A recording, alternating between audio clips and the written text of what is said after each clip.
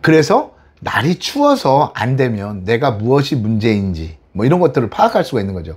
근데 이런 대부분 감사일기 뭐 느낀 점이나 이런 거 장사일지 쓴 거를 보면 아, 이분이 얼만큼 내가 하는 일에 대해서 열과 성을 다하는지를 알 수가 있어요. 얼마나 절실하게 노력을 하고 있는지 않는지를 알 수가 있거든요. 뭐 거기에는 여러 가지를 써야 돼요. 뭐 이것저것 써야 되는데 쓴 걸 보면 다 알겠어요. 대충 막 하기 싫어서 쓰신 분들도 많아요. 그런 분들은 오래 못 가요. 왜 그러냐면 자기한테 위기가 닥치거나 자기한테 어려움이 닥쳤을 때 포기를 해버리거든요. 그런 분들은. 왜? 그런 쪽으로 뭐 뇌의 신호가 발달이 돼 있기 때문에. 뇌에서 야 어려운 거야 라고 하면 이쪽 신호가 바로 들어와요. 어떻게? 야야 그거 안 되는 거야. 해봤자 안 되는 거야. 그게 되겠어? 아유 이럴 때는 아유 이것도 다른 일을 찾아봐야지 라고 얘기를 해요. 그런데 지금 이제 겨울이잖아요. 겨울에도 이제 그만두신 분들이 좀 있단 말이에요. 몇 분 계세요. 겨울 이제 오기 전에 그만두거나 겨울 지금 한겨울 때. 근데 지금 보시면 이제 계신 분들한테 얘기를 나중에 또 인터뷰를 하겠지만 들어보면 어떤 말을 하냐면 아이고 여름보다 훨씬 좋습니다. 아이고 할만합니다. 너무 좋습니다. 이런 얘기를 하세요. 근데 이분들은 보면 감사일기도 잘 쓰고 장사일지도 잘 쓰고 이런 분들이에요. 왜 이걸 쓰는지를 알지는 못하지만 자기 앞에 놓여진 거에는 일단은 충실하게 하는 거예요. 그렇게 함으로써 하루를 돌아보기도 하고 또 생각의 변화, 중요한 건 생각의 변화예요. 그 생각의 변화를 갖게 하기 위해서 루틴을 만들어 주기 위해서 감사일기를 쓰라고 그러는 거거든요. 그 루틴이 만들어지면 3달, 6달만 억지로 그냥 끌고 가면 습관이 돼버려요. 길들여진다고 그러잖아요. 그렇게 되는데 그게 안 되더라고요, 보니까. 근데 되게 재밌는 게 감사라는 게 어느 날 갑자기 툭 튀어나온 인생 조언도 아니고 성공 뭐 명언도 아니에요. 더 놀라운 거는요, 이 감사에 대해서 이야기하는 게 2000년 전에서부터 내려져 오는 얘기예요. 에이 2000년 설마 2000년 전에? 그러시겠지만 성경에도 감사라는 단어가 굉장히 많이 나와요. 성경에 보면. 저는 천주교 신자이기 때문에 이제 성경책이 뭐 개신교하고 약간 다르다고 해도 그래도 감사라는 말이 굉장히 많이 나와요. 어느 정도 나오냐? 뭐 범사에 감사하라 뭐 이런 말이 있잖아요. 개신교 성경에도 천주교에도 비슷한 말이 있어요. 뭐 그만큼 감사하는 마음을 가져라 막 이런 얘기가 있거든요. 근데 그게 130회 정도 나오는 걸로 제가 알고 있어요. 어마어마하죠. 감사라는 단어가. 그만큼 2000년 전에서부터 감사라는 게 굉장히 중요하다는 거를, 그리고 이 감사하는 마음을 가지면 사람이 어떻게 변화된다는 거를 예견하고 말하고 있는 거예요. 그런데 사람들이 잘 못해요. 왜? 저도 천주교 이번에 그 세례를 받을 때 이제 천주교는 교리 공부라는 걸 해야 돼요. 6개월에서 뭐 한 8개월 정도 해요. 제가 1월 달부터 해서 9월 달에 세례를 받았으니까 거의 8개월을 한 거죠. 근데 숙제 중에 뭐가 있냐면 교리 공부 중에 뭐 성경 필사도 있고 뭐뭐 있는데 그 중에 감사일기 100가지를 쓰라고 그래요. 저희 신부님이. 그게 숙제였어요. 정말 쓸 게 없어요. 매일 맛있는 반찬을 줘서 감사하고 맛있는 밥을 줘서 감사하고 이것도 한두 번이지 매번 반복할 수는 없잖아요. 그래서 감사하는 그걸 쓰는 시간을 따로 가졌어요. 한 30분 정도 아침에 가졌어요. 근데 그거를 생각을 해보니까 어떻게 되냐면 그 감사하는 일을 적으려면 그 전날 있었던 일을 그날 있었던 일을 다 생각해내야 돼요. 끄집어내야 돼요. 누구를 만났고 어떤 일이 있었고 그런데 이런 일이 있었어. 아 그래 이건 감사한 일이지. 내가 어디를 가려고 그랬는데 마침 신호가 이렇게 들어왔어. 이것도 감사한 일이지. 그 빨리 갈 수 있었어. 그것도 감사. 내가 어디를 가려고 했는데 길이 안 막혀서 이것도 감사한 일이고. 이게 점점 이제 훈련이 된다고 그럴까요? 그런 걸 생각하는 거, 그걸 느끼게 하는 거죠. 내가 인지하게 되는 걸 점점 더 늘게 되더라고요. 그래서 이 감사 일기를 쓰는 게 굉장히 중요해요.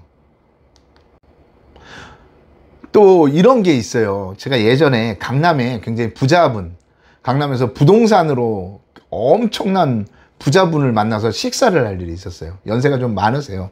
70대가 다 되셨던 분이신데 그 남성분하고 식사를 하러 갔는데 하필이면 그때가 점심시간이에요. 강남의 점심시간 어떤지 아시죠? 식당이 직장인들이 초 10,000원이에요. 아, 괜히 왔다. 이거 점심시간 좀 피해서 올 걸 괜히 미안하더라고요, 이분한테. 그랬더니 그분이 아예 괜찮아. 그냥 이분은 털털해요. 소소해요. 막 상가가 막 50개 정도 있고 빌딩도 몇 개가 있고 뭐 아파트에 뭐 주택에 어마어마한 부동산 부자인데도 이분은 털털해요. 밥 먹으러 가도 뭐 찌개집 가서 밥을 먹어요. 뭐 어마어마한 몇천억 부자인데도 찌개집 김치찌개 제가 식당에서 시켰는데 저보다 이제 제가 앉고 저보다 먼저 온 손님이 있었고 이제 식당 안은 꽉 찼죠. 점심시간이라서 늦게 오신 분이 있었는데 조금 늦게 오셨던 분인가 봐요. 근데 앉았는데 이 늦게 오신 분 테이블이 먼저 식사가 나온 거예요. 그랬더니 이 먼저 오신 분 테이블 4명이서 이렇게 남자 한 분, 남자 3분, 여자 한 분이 있으셨는데 이분이 이제 막 뭐라고 그러는 거죠. 내가 먼저 왔는데 왜 식사를 저기부터 나옵니까? 이거 기분이 나쁩니다. 예? 저희가 지금 갖다 주세요. 그때 금방 나옵니다. 뭐 어찌됐건 음식은 달랐어요. 뭐 메뉴는 달랐지만 뭐 이쪽이 빨리 나올 수도 있겠죠.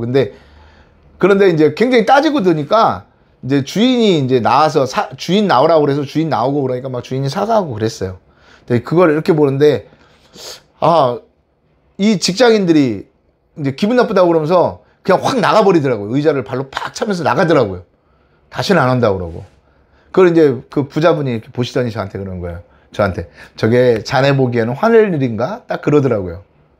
왜 저는 그랬죠. 아니 그래도 화는 날 듯합니다. 내가 먼저 왔고 점심시간에 할 일도 많은데 밥도 먹고 동료들하고 커피도 한 잔 마시고 좀 걷기도 하고 그러고 싶었는데 늦게 나오니까 혹시 내 메뉴가 잊혀진 건 아닌가 하는 생각도 들고 또 해서 기분은 나쁠 것 같습니다. 그랬더니 그 부자분이 그러더라고요. 그런다고 뭐가 나아지지? 그러더라고요. 나아지는 게 뭐지? 나한테 더 이득이 되는 게 뭐냐는 거예요. 내 감정만 더 풀면 풀수록 더 기분이 나쁘다는 거예요. 근데 뭐가 이득이냐는 거예요. 나한테. 저 사람들이 지금 나가서 식사를 하러 나가면 더 늦게 밥을 먹을 것이고 그럼 커피 먹는 시간은 더 줄어들 것이고. 그런데 더 중요한 건 그거더라고요. 그때 이제 막 다툼이 있을 때 여자분 한 분은 계속 말렸어요. 그리고 예 알겠습니다 하고 이제 기다리려고 그랬는데 이 남자 3분이 나가자 그러고 나가는 바람에 어쩔 수 없이 따라 나간 거거든요. 근데 그분이 그 부자분이 그러더라고요. 그런데 정말 재밌는 건 뭔지 알아? 저런 사람들 옆에는 저 여자분 같은 성격의 사람은 못 버텨낸대요. 불편해서. 그런 자리가 불편하기 때문에 나중에는 피하게 된대요. 그래서 그 주위에는 그런 비슷한 부류의 사람들만 모이게 돼 있대요. 그래 놓고 그러더라고요. 왜 부자가 부자하고만 어울리는 줄 아냐고 그러더라고요.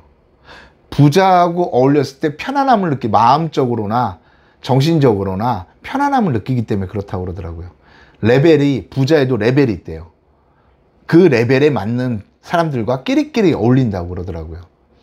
아니 조금 저하고도 이렇게 식사도 하고 하시지 않습니까? 그랬더니 그거하고는 다른 문제라고 그러더라고요. 왜 그러냐면 자신들의 이야기가 통하는 사람, 불편하지 않는 사람이 있는가 하면 자신들의 이야기가 딴 세상의 얘기처럼 들리는 사람들이 있다는 거예요. 행동이. 그게 보여진다는 거죠. 근데 간혹 가다 보면 사장님 하면서 와가지고 억지로 자기의 인성을 감추려는 사람들이 있는데 그런 것들이 사소한 거에서 보인다고 그러더라고요. 전화를 우연히 받는 거를 들었는데 태도라든지 아니면 식당에서의 태도라든지 길을 걸어갈 때의 태도를 보고 저 사람은 어떻구나를 느낀대요. 자기네들은. 그래서 자신들이 굳이 이 사람과 함께 하지 않아야 되면 거리를 둔다고 그래요. 우리들이 흔히 말해서 손절을 하는 거죠. 그런 사람한테는 조언도 할 필요가 없다고 그러더라고요. 그런 거 해줘 봐야 아무 소용이 없다고 그래요. 그래서 결국은 어떻게 되느냐. 화장실을 가까이 하면 파리가 꼬인다고 그러잖아요. 꽃을 좋아해야 벌이 꼬이는데 그 주변에는 파리만 계속 꼬이는 거예요. 생각을 바로 하라고 얘기를 하더라고요. 생각을 바로 해야 그래야 말이 바르게 나오고 말이 바르게 나와야 행동이 바르게 되고 행동이 바르게 돼야 너의 미래가 바뀐다고 그러더라고요. 바르다는 게 뭐냐면 긍정적으로 이렇게 하라는 얘기죠. 11년 전에 제가 장사를 망했다고 저 트럭 장사 시작했을 때 한 달 동안 제가 장사가 안 됐다고 그랬잖아요. 근데 제가 뭐 대단한 걸 바꾼 게 아니거든요. 아, 막 너는 장사에 뭐 소질이 있어, 이게 아니었어요. 단 하나잖아요. 웃는 거. 그날 제가 뒤통수를 맞은 것 같은 느낌이 들었던 게 왜 그러냐면, 아, 내가 정말 내 모습을 사진 찍어 놓은 걸 이렇게 보니까, 셀카를 찍은 걸 보니까 우거지상이야. 이거 완전 우거지상. 아, 막 세상이 다 불평불만이야. 그리고 가만히 생각을 해보니까 매번 짜증이 났던 것 같아요.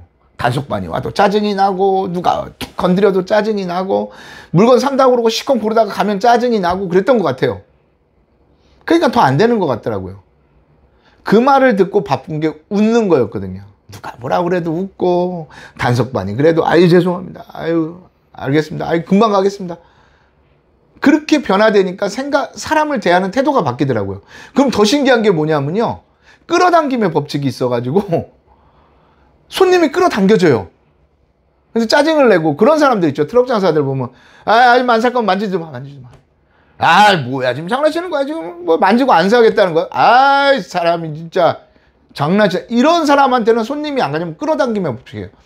그런 사람들만, 안 좋은 사람들만, 진상인 사람들만, 손님들만 나한테 계속 끌어당겨주는 거예요. 근데 내가 웃고 나한테 크레임이 걸려도 내가 그걸 대처를 잘하고 그러면 좋은 사람들이 결국은 많이 오게 되더라고요.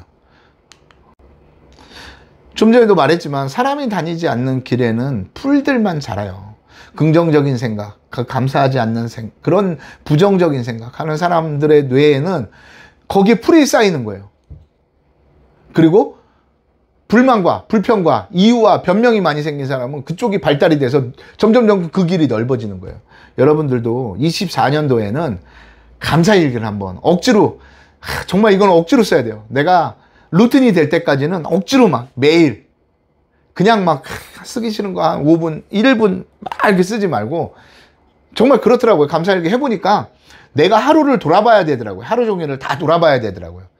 그게 습관이 되시면 여러분들한테도 큰 변화가 올 거라고 생각합니다. 특히 장사하시는 분들 정말 이 감사일기 필요합니다. 꼭 24년도에는 감사일기 한번 써보도록 하세요.